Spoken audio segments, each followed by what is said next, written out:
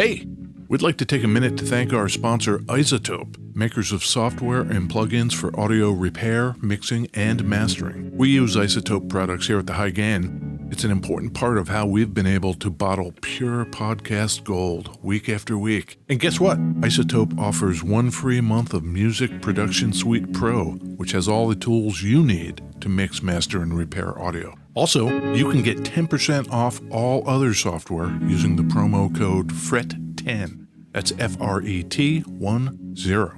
All of this is at iZotope.com, IZOTOPE.com.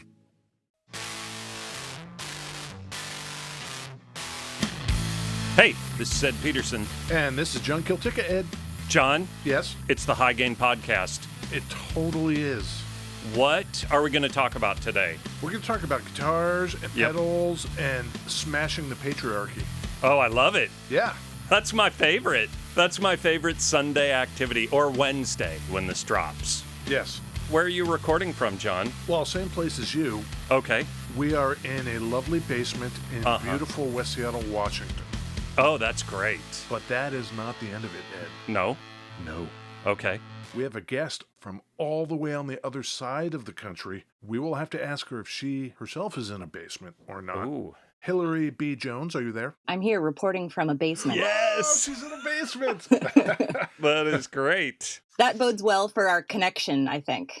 Psychically and physically in our internet connection. Yeah. John and I were talking, and if we're going to be smashing patriarchy, we needed help. That's right. I'm here for you. It's a little bit at a time, but, Sure. Teamwork. Yeah, exactly. Yeah. Do you want to tell our viewers who you are and what you do? Sure. My name's Hilary Jones, and most folks who listen to this might know me from the podcast Mid-Riff. I also do work with companies around gender, equity, diversity, workplace culture, mostly folks within the music gear industry. So that's kind of my main focus area. So I do workshops, and I help folks with their values, basically holistically making sure their company is doing the right thing.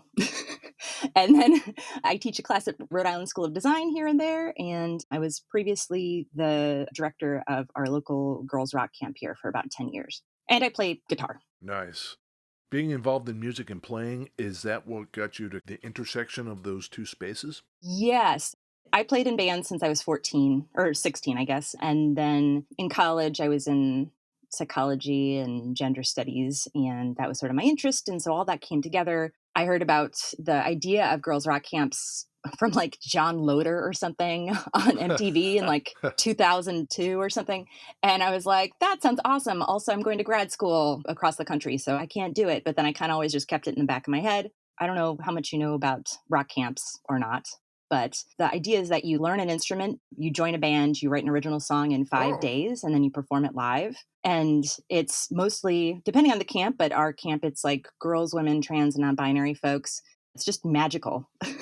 It's so great. You do the music part, but then there's also a lot of workshops. So you do workshops on privilege and oppression, healthy relationships, all kinds of things like that are useful. And so that's, I think, what makes rock camps different from going to a camp where you learn how to play all AC/DC songs or whatever. We do a camp for youth and a camp for adults. And the adults, especially, they would leave camp and then they'd go back to their jobs and be like, my brain, I feel like I've been in this beautiful supportive bubble and now I have to go back to my job.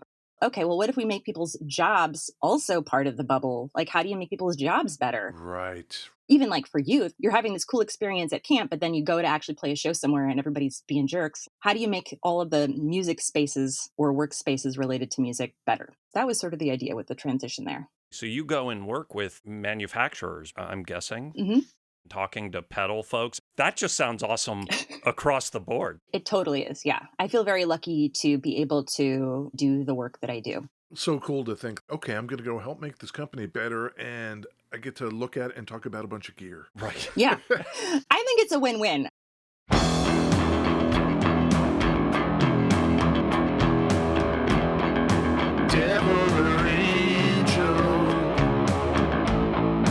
I can't make up my mind which one you are.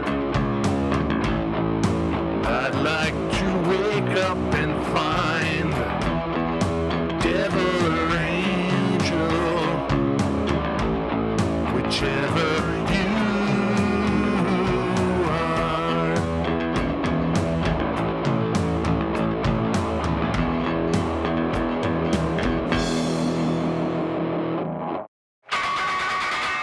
Beverages. Beverages, Ed. That was the beverage song. That was so beautiful. Oh my God. Believe it or not, that was not an actual drummer, Hilary. Yeah. No. Yeah. Get out of town. Yeah. Did anybody recognize the song? Oh. I was trying. As I was listening, I was like, I know I'm supposed to know what this is, but I don't off the top of my head. Yeah, I think you didn't hit the chorus. You didn't hit the obvious, like... Oh, that is. Oh, uh-oh. Whoops. It is called Devil or Angel, and it was a hit Yeah. for singer Bobby V in 1960. I don't know if I know that song. Bobby V. V-E-E. V-E-E. Real name, Robert Thomas Valine. Oh, no. Oh. Oh, no, John. Yeah, we lost him in 2016. Born and raised in Fargo, North Dakota. Yeah. I feel like this is going to come back later. Maybe. You want to help Ed out here, Hilary? I'm from Fargo, North Dakota. Well, I am just shocked that you didn't know what that song was then. Come on. You know, I'm pretty old, but I'm not quite that old. I did know that Bobby B was from there, though literally I have honestly forgotten. Yeah. Which I now feel terrible about on behalf of Fargo and Bobby B and his family. Well, you know, it's a weird piece of trivia I found out while finding that song. Yeah. Recorded in 1959, and it was a hit in 1960. When he was playing around the Fargo area, he would pick up local musicians to play the gigs with him. One such musician was a guy who called himself Elston Gunn, G-U-N-N. That's what he called himself. Yes, That wasn't his actual name. it was not. Okay. He would go on later to call himself Bob Dylan. Oh. Oh. Wow. Isn't that crazy? That makes sense. In Fargo? He's from the Twin Cities. I did not know. I can't remember what town he's actually from. Hibbing, Minnesota. Classic.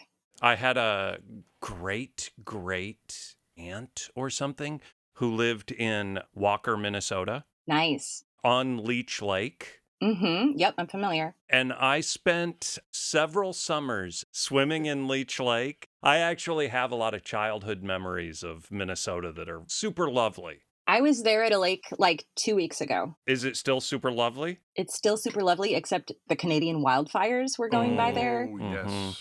Hillary, do you have a beverage? I have two. Oh, the best.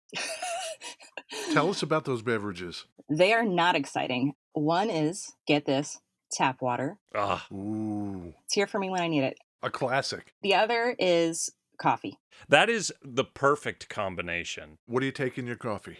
cream and sugar. Oh. Yeah. The only difference between your beverage and my beverage is my water has a little bit of bubbles in it. And I'm having a coffee, but I have no cream or sugar in it. I have Joy Root Tulsi Ginger Herbal Tea. No idea. It confuses me. It's just some tea made out of some weird root. Someone pulled some roots out of the ground, and there you go. Sounds delightful. It's very delicious. You are in Rhode Island? Indeed. I think if we went to the Florida Keys, that is as far away from Seattle as we could get. But I think Rhode Island is pretty close. It's pretty close. And you are in Cranston, is that right? Yes, it's right outside of Providence. Beautiful. One of the hubs Uh-huh. for noise rock. John and I had this discussion about noise rock not too long ago. Good. Do you know the band Parts and Labor? Yeah. I don't think I realized that Noveller, Sarah Lipstate? Yeah. I did not realize she's on 2008's Receivers, that album. No kidding. Yeah, Huh. totally. I was just going through their discography again and was like, what the fuck? Sarah Lipstate's on this? Like, that's so weird. That doesn't entirely surprise me. Is noise rock still a big thing there in Rhode Island? Not as much as it was when I first moved here, that's for sure. Fargo was really noise rock oriented, and then Providence was like more noise oriented, which is a delineation that might not be clear to the general public, but it's a real delineation. Oh, for sure. Yeah. Yeah. Hey, John, Yes. that guitar looks like a Mosrite. I think John is just playing a Mosrite, but it's not. Mosrite guitars like the Ventures would play, or Kurt Cobain. Nor is it a Univox, like High Flyer. That was my follow-up. Yep, just like a Univox High Flyer is what it looks like. Yeah. Here, it might be appropriate to mourn the loss of our good friend, Pedro Morales. Oh, no. Did you know Pedro? I did not. He was a famous wrestler.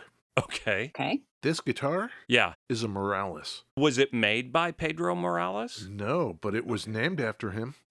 Oh, okay. Is this like the show wrestling or is this like Olympic gold medal? Closer to the show wrestling. Yeah, in the 60s, they did the crazy stuff where they would like cut each other as they were down, like doing the holds. Whoa. So they would come up and they would be covered in blood. They were gore shows.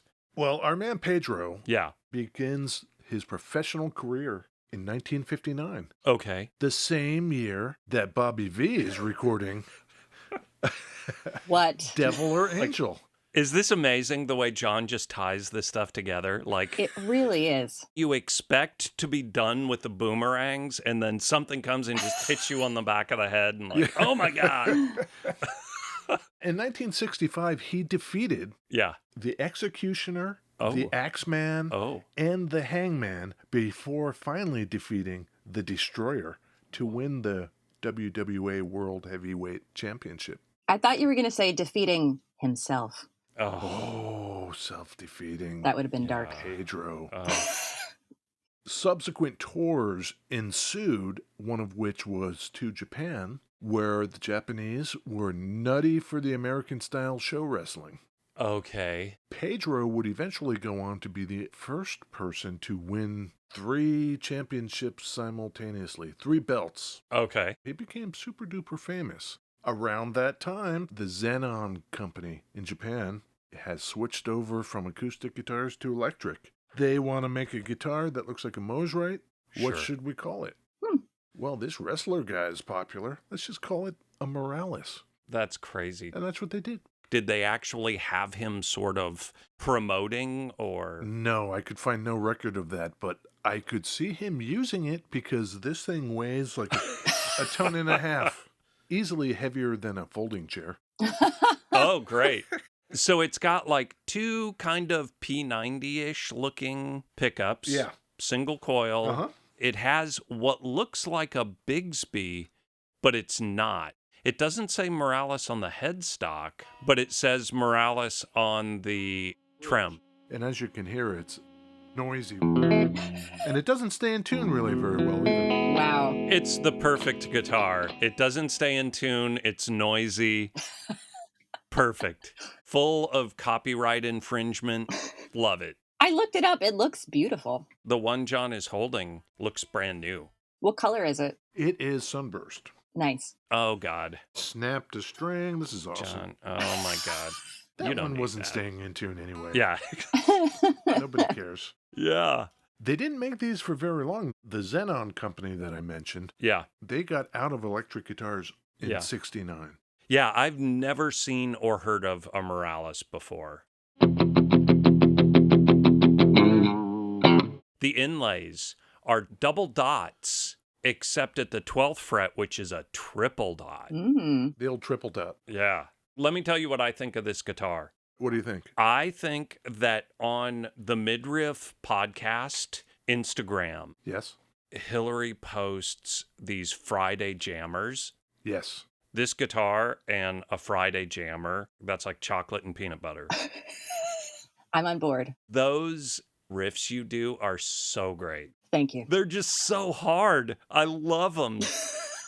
We've had one band practice. We had one in May since the pandemic started, and it's been the only way I can play music. Normally, how I write music is little tiny riffs. I'm just doing them instead of with my band and in front of an audience. I'm doing it on the internet. And your current band is Alpha Error? Yep.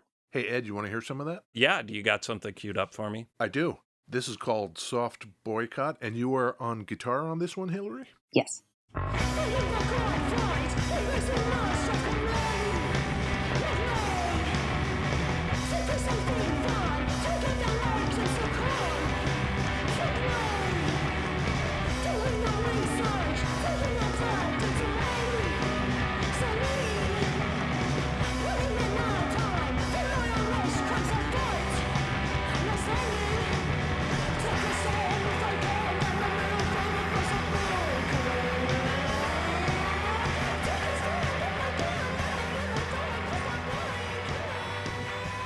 do you think of that, Ed? I think that's right up my alley. Yeah, me too. You know what I'm saying? Yeah.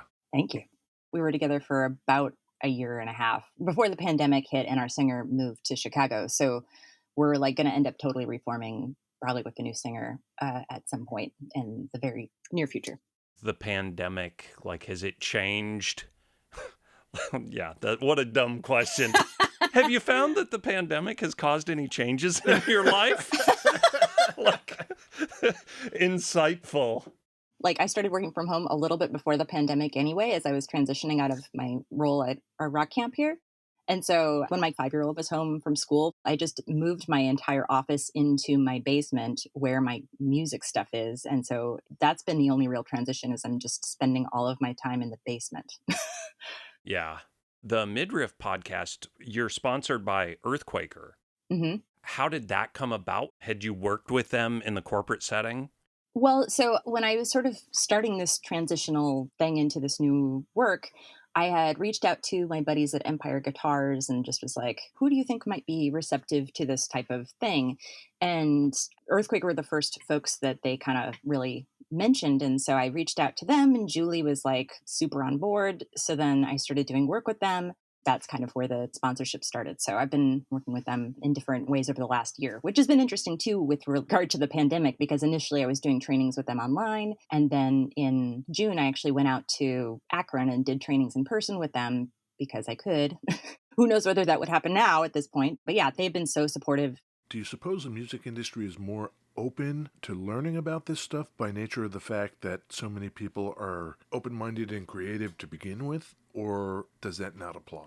It's interesting the ways that people want to like do this rock and roll thing and break the rules, but then somehow a lot of the things that happen in the wider culture when it comes to power end up replicating themselves in the smaller subcultures of rock and even like all the subgenres and everything too. In some ways, because people want to think that it's not there, sometimes it's hard to bring it up. What do you see as one of the more intractable problems in that regard? Yeah, I mean, I think that what ends up happening is that there is this pushback where people think that, well, there's just not enough women. We couldn't include more women because there weren't enough. People are just so used to being like, well, here's my buddy. I'm just going to have my buddy do this thing, whether it's like play my show or work at my company or whatever the thing is.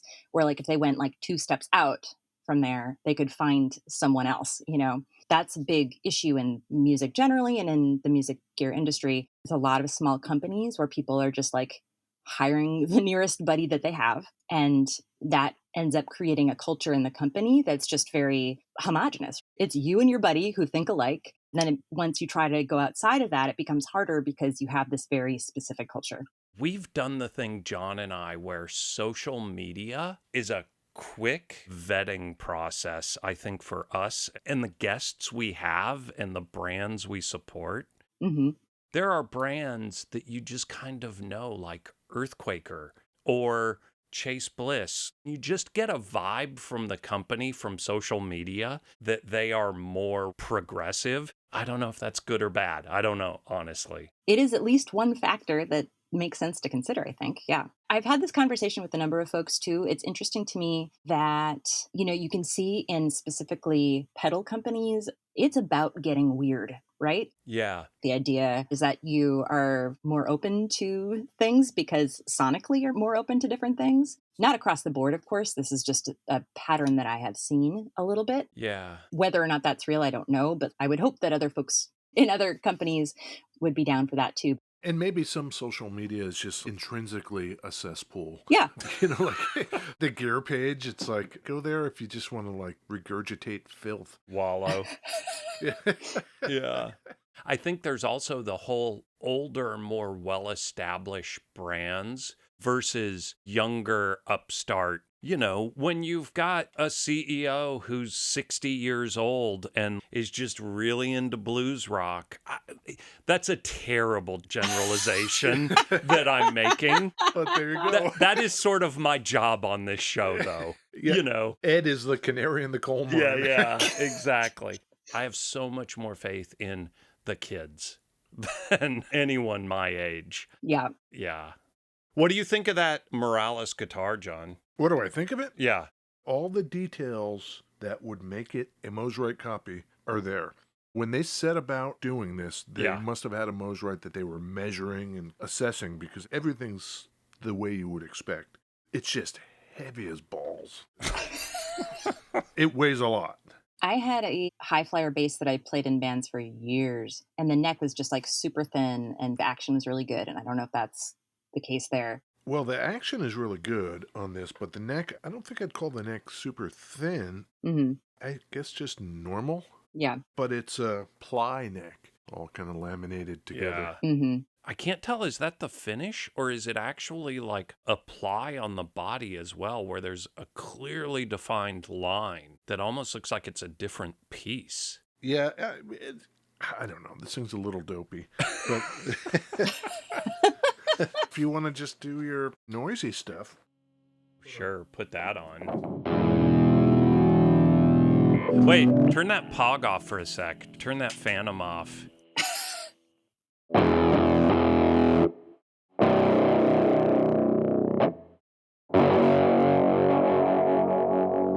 Yeah, that. Will it doom? Sure. And then you put on some more doomage. That's that pedal that John was just playing was the Earthquaker Devices Life pedal. Oh, man. Yeah. I was like, that sounds so mean, and that explains it. Yeah, that pedal's crazy.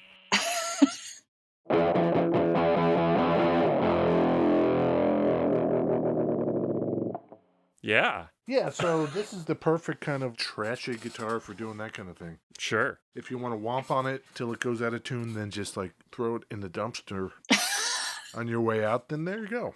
Sure. How do you approach gear purchases? You definitely have a pretty broad mix of guitars and basses that you play. And pedals. Yeah. I, for my entire life, had been a humbucker person forever. I think just at some point I was like, I always play with distortion, so I need to have humbuckers. I don't know why. I guess it was ingrained to me as a young person, and it just never left. Mm-hmm. And then at some point in the last, I don't know, 6 months or something, I realized that I actually love single coils, and that's been my most recent sort of thing. Before that, I had one guitar or one single coil, and that was it. So I was like, I need to investigate the situation and see what I even like anymore. I'm like, do I like P90s now? Who am I? She Shreds magazine does this January thing, one riff a day, where you play like one riff every day for the month of January. Right. And so I went through, and for me, I was sort of like trying out different guitars, and I was like trying out different ways to record and things. And so I realized I really liked the sound of the single coil and the lone single coil that I owned. And so I was like, maybe I should try others. Yeah. And so I did, and it's great. Have you purchased anything recently that's in the single coil camp? Yeah, I have two kind of recent single coil purchases. One is a G&L SE3. One of the older SC3s? Yeah, it's from like the mid 80s, maybe. Yeah, those are great. It sounds awesome. The pickups are ridiculous. And then the other thing I've gotten recently is a PV Patriot, Yes. Oh, yes. which is so awesome. It is so busted, and I love how busted it is. Is the neck on that one pretty thin? That one is pretty thin. It's got a little bit almost of a V to it, I would say. Huh. That is one thing with this podcast is it's been literally a different guitar every show. We like everything, kind of. Mm-hmm. You can do something cool with anything, really. Yeah. I find myself far more drawn to a lot of the weirdo guitars. I'm 100% on board for weird guitars. I just love them. You talk in one of your blog posts about gear and class privilege. Ultimately, I don't think you need to have a lot of gear, and gear is not the most important part of music. I think it's a tool, and it can help you change the way you play. You know, if you play a different guitar, you might play a different way, or, you know, a particular pedal might lead you to be creative in a different way. And that is a privilege, I think, to have access to different pieces of gear all the time. But I think that, you know, somebody getting up there and like playing really creative stuff on the same guitar every week is awesome. I question myself sometimes as being part of gear culture, that I'm sort of replicating the idea that that is the most important thing, and it's not. It's cool, and it's great to have the opportunity to do that, but it's not the only important thing. I think we're all guilty of it to some degree. Well, it's because you get to talk about something that you know about now. That's really what it is. I think my favorite part of this show is that I get to play this part, which is not actually playing a part. It's that I'm actually the dummy. like I actually don't know a whole lot. What's that piece called again? It's a knob, Ed. It's the volume knob. Yeah. Also from your blog, I enjoyed your post about guitargin. Oh, yeah. What are your pet peeves? People want to show that they know what they're talking about. So they'll use those words as a way both to signal that they're knowledgeable, and having that knowledge is a form of power. And then also to signal that they're part of this in-group where it's like, oh, I can talk about, I don't know. Pups. Pups. Yeah, exactly. Pups. Pups. I always use the example of tall font versus bubble font big muffs. That level of specificity that people have around gear, it's like a way of showing that you are part of the group and worthy, and that you have some status because the knowledge is power. Is it worth trying to confound that, do you think? I think to some degree, yeah. Just because somebody's in a conversation and they don't know what something is, it doesn't mean that it's not valuable to have them in the conversation and that they shouldn't be included. I think early on we did a little bit of that. Different pickups are different loud. Rather than talking about that in those terms, we just randomly applied the Richter scale to pickups. And to this day, I don't know what that actual number is called. And I do not care. That and different clipping diodes. Like those are the two things for me that I have a difficult time wrapping my brain around. You mean like germanium or silicone? Germanium versus silicone or whatever, I read that post as well. And the thing was, you called out probably 8 or 10 examples. And I think I knew like 2 of them.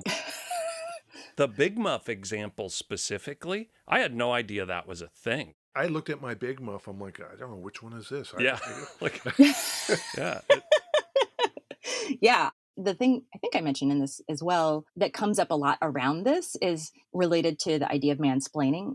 So if somebody's like going in and explaining what a jazz master is after you just mentioned jazz master pickups or something. I'm trying to think of a good example, but like that's kind of what I'm thinking of.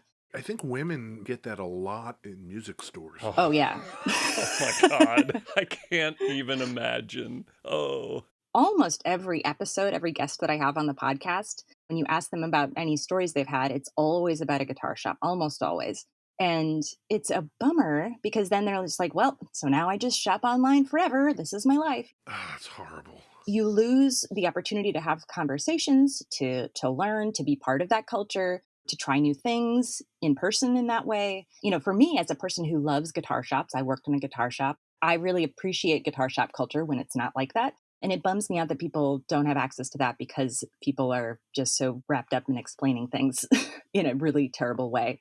Or because people are worried about trying something out in the store because they are new and they don't know very much yet. Like the idea of stereotype threat, where it's like a woman goes into a shop and she knows that she doesn't know about this particular thing. So she asks a question about it, but she doesn't want to confirm the stereotype that she doesn't know what she's talking about. Gross. Right. As somebody who cares about people and somebody who cares about guitar shops and culture, like the thing that separates guitar shops from online is that there's the opportunity to provide great customer service and encourage people to be part of that culture. And if you're not providing that, people are just going to go online. Like that's just what it is. Where did you get that guitar from, John? Where did I get this one? Yeah. This comes to us from our good friends over there at thunderroadguitars.com. Speaking of inclusive, friendly, helpful guitar shops, what I want to say is I have no vested interest in this. That's clearly not true. I mean, they are our friends and our guitar shop. Mm-hmm. We can have each one of these individual conversations too. And I think any individual one, a lot of people be like, why are you overreacting about this thing? Why are you overreacting about this thing? Why are you overreacting about this thing? And it's not just that it's one thing. It's like the combination of all of the things, right? All of those things together represents a problem. I just want to point that out.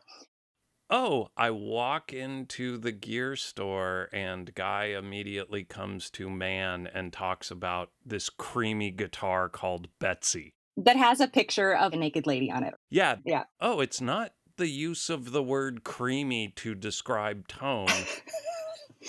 I think I mentioned this at some point recently, but like on social media, if somebody posts a picture of a really beautiful guitar and somebody posts like the sploosh water emoji, that's what that reminds me of. Oh, that's horrible. Exactly. Oh. I'm going to switch gears on us here. Do it. I don't think people have to grow during COVID or anything like that. Like you don't need to pick up a new skill or anything. But I'm curious, Did you find yourself playing more, playing less? Yeah, I've certainly been playing a lot more personally. I can't say that I'm like getting better because I don't have good practice skills, I guess, but I've definitely played a lot more, playing a lot more by myself versus playing less with my band, you know? Right. I'm in the exact same boat where it's like, I'll try to learn these jazz chords that I've never actually like figured out. I am a person who never really has been into theory. I've tried to learn it a million times. And that is one thing that I have actually tried. The thing that I figured out, I'm like, oh, I know why theory's never stuck is because I actually don't know the fretboard. Sure. I guess it helps to know the notes that you're playing to be able to apply it. So I've been working on that. And I did actually take a series of lessons over the last month or so with Sarah Lando, and she's great. But it's hard when you get stuck. It's easy to get stuck in the same thing, and I'm trying to break out of it.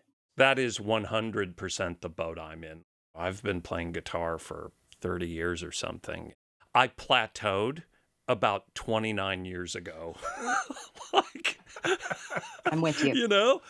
What's next for Hilary B. Jones, podcaster, blogger, professor, Recording artist. Yeah, I mean, I'm going to continue to work with companies. Very excited about that. I've been spending this long time trying to figure out the best way to release this survey that I'd done, which is the Gender and Music Gear Experience Survey, which was done with about 1,000 participants. Whoa. Yeah, it looks at people's experience in shops, online, in social media related to gender and gear. That'll come out sometime when I can figure out the best way to get it out to the world. And where can people find out about all these various things? You can find out about Mid-Riff on my website, hillarybjones.com. Mid-Riff is also there. You can listen there, or I'm on Instagram at Mid-Riff Podcast. And it's got a lot of rippers on there. Friday rippers. Oh, man. Check the Friday rippers because I'm super into it. Yeah. By the way, the plants in the background, is that green screen or do you have like a wall of plants? It is certainly a cloth backdrop that just has plants on it. That's super good. It makes you feel better when you're in the basement, so I recommend it. This basement's cozy. We're surrounded by gear. I guess that's cozy. That sounds good. Ed, Yeah. where can people find us? Instagram, Oh, yeah, that's a good one. thehighgain.com. Yep. They could go to Facebook or Pinterest or Twitter or LinkedIn. Yep. TikTok. I'm a horrible dancer. Yeah. So everybody, take Yeah. all of that information, put Yes. it in a big stack, Right. fire up the internet web box, Yep. go check that stuff out. Love it. But in the meantime, Yeah. Hilary B. Jones, it has been our pleasure to talk to you, and thank you so much for coming and enlightening our dumbasses. Thank you so much. This was super fun. I really appreciate it. Awesome. Thank you. I'll get to you, everybody. Bye. Thanks.